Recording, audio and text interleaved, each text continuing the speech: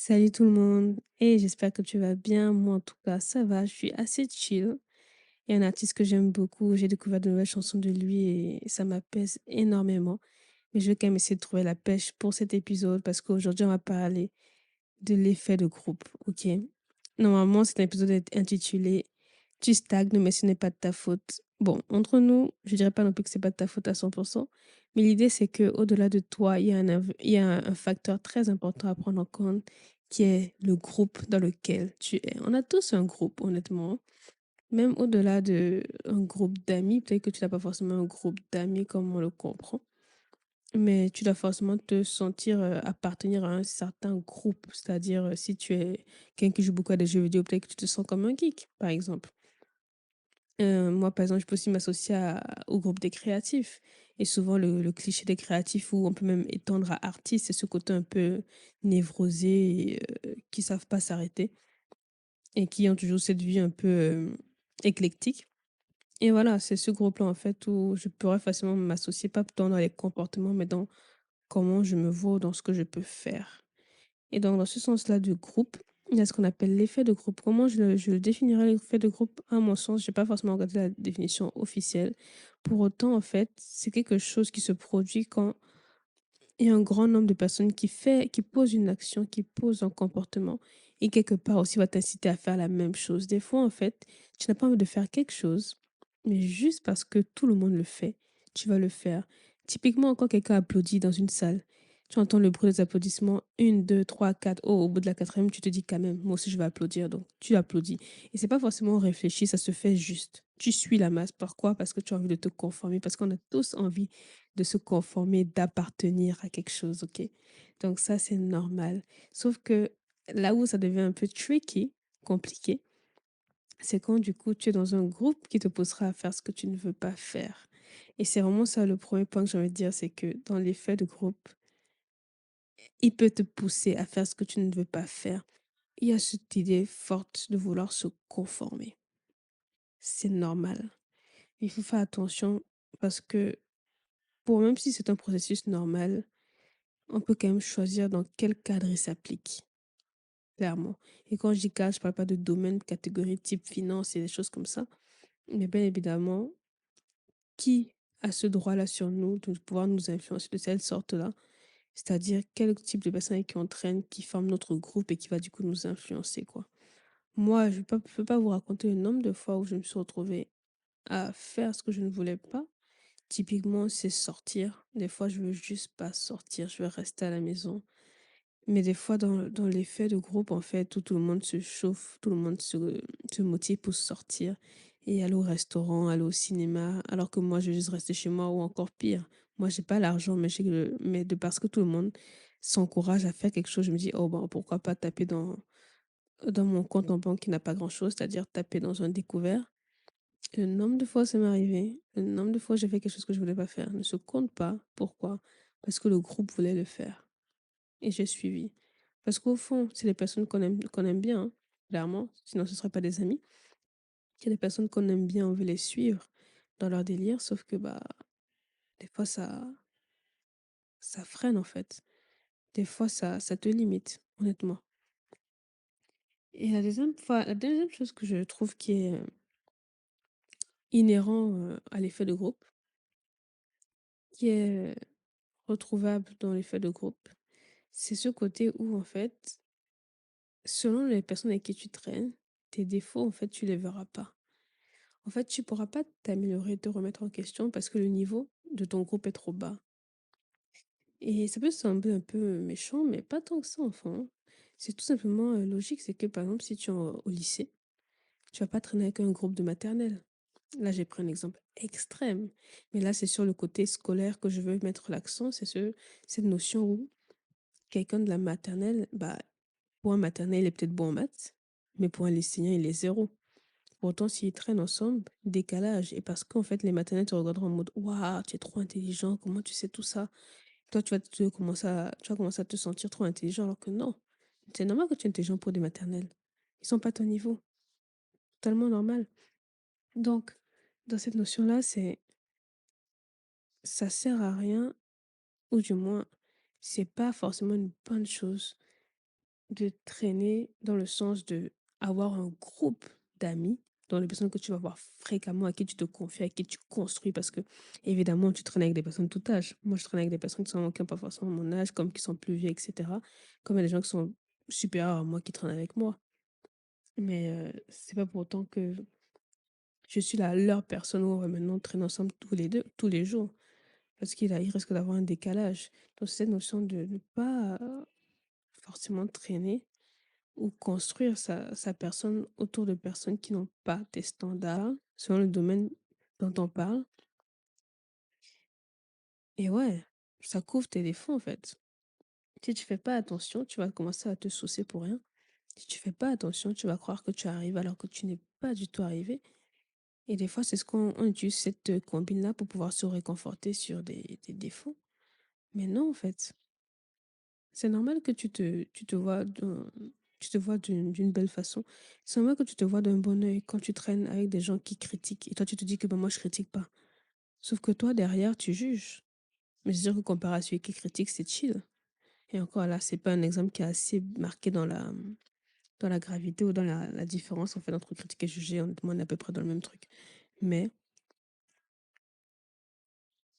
évite de te retrouver dans des groupes qui vont t'inciter à poser des actions que tu ne veux pas. Et vraiment qui vont aussi couvrir tes défauts, du coup, quelque part, qui vont ne pas te faire voir ce dont tu as besoin ou ce dont tu as besoin d'améliorer pour avancer. C'est la base. Moi, personnellement, je suis très intentionnelle dans mes relations. En fait, je ne deviens pas amie avec quelqu'un par hasard. C'est rare. Bien évidemment, il y a le feeling. Bien évidemment, c'est pas non plus des calculs mathématiques. Je fais pas un plan sur 10 ans sur comment je rencontre la personne, comment on va se rapprocher, comment, blablabla. On est d'accord. Mais, personnellement, au-delà du feeling, je suis vraiment intentionnelle. Il faut vraiment veiller à ça, je pense. Et maintenant, à contrario, parce que là, on a pas surtout des mauvais côtés. Et bah, à contrario des gens qui te forcent à agir, il y a ceux qui te refreinent. Et ça, c'est top. Quand des personnes avec qui tu traînes dans le même standard de vie que toi. Donc, du coup, toi, tu veux pas fumer, mais un jour, la vie est devenue difficile, tu as juste envie de te détendre. Apparemment, tu as appris que fumer, ça détend, donc tu as envie de prendre une cigarette et on te dit non, frérot, fais pas ça. Ou tu sais que tout ton groupe d'amis ne fume pas. Donc, tu vas certainement pas commencer à être le fumeur. Parce qu'après, bien sûr, ce sera toi qui seras toujours en terrasse, personne ne te suivra. Tout le monde sera à l'intérieur parce qu'on est en plein hiver et qu'il fait froid. Et des petites choses comme ça, en fait, c'est que des fois, parce que tu sais que personne ne te soutiendra dans ton environnement, tu fais pas certaines choses. Personne ne te comprendra et ne t'encouragera à le faire, donc tu le fais pas. Et de telle façon que ça, de telle façon qu'il y a un côté négatif à tout ça, il y a aussi un côté positif. Donc ouais, je sais par exemple que dans mon groupe d'amis, on va définitivement pas m'encourager à être vulgaire. Alors ça, ça risque pas d'arriver, honnêtement. Ça va risque vraiment pas d'arriver. On va certainement me corriger. Et même si on me corrige pas, tu sens que quand quelqu'un te corrige pas, mais que là, quand entendu ce que tu as dit, il est en mode, je veux pas qu'elle se sente mal, mais pour autant, ne refais pas ça. Ça m'est déjà arrivé et ouais. Et ça me gêne pas plus que ça parce que de toute façon, moi aussi, je compte pas forcément insulter ou être vulgaire par choix. Donc ça me plaît. Et c'est ce qui est à rechercher en fait des gens qui ont un standard. Un standard. Et c'est vraiment ça qui est top. Le deuxième côté aussi qui est super positif avec l'effet de groupe, parce que c'est pas que du négatif quand même, le fait que des fois tu vas bénéficier des choses que tu n'aurais pas eues en dehors de ton groupe d'amis. Typiquement, je sais pas, moi je pense à la prière. La prière, des fois, supposons que tu pries 1 heure seule. Mais quand tu vas commencer à prier en groupe, parce que vous êtes du coup ensemble, vous allez vous motiver, vous encourager à prier. Chacun va prier à son tour. Il y aura une sorte de hype. Vous allez commencer à ouais, vous encourager mutuellement par vos prières. Tu vas pouvoir prier plus longtemps. Tu vas commencer à prier 2 heures avec eux, 3 heures, 4 heures. Et the sky is the limit, comme on dit. Et ouais, ça te libère en fait, ça t'ouvre en fait des portes que tu n'aurais pas pu avoir en dehors du groupe. Parce qu'il y a un, je sais pas c'est quoi le terme, mais ouais, mais il y a une sorte d'addition qui se fait en fait, une multiplication qui se fait en groupe qui fait que des fois tu vis ce que tu n'aurais pas vécu en dehors de ces personnes.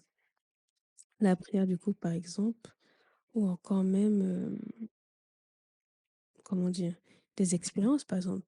Si tu es du genre casanier mais que tu es ami avec une personne qui sort souvent, elle va te faire découvrir des trucs, te faire aller au cinéma, te faire aller faire de la montgolfière, te faire aller faire des parcs attractions, que des choses comme ça, tu vois.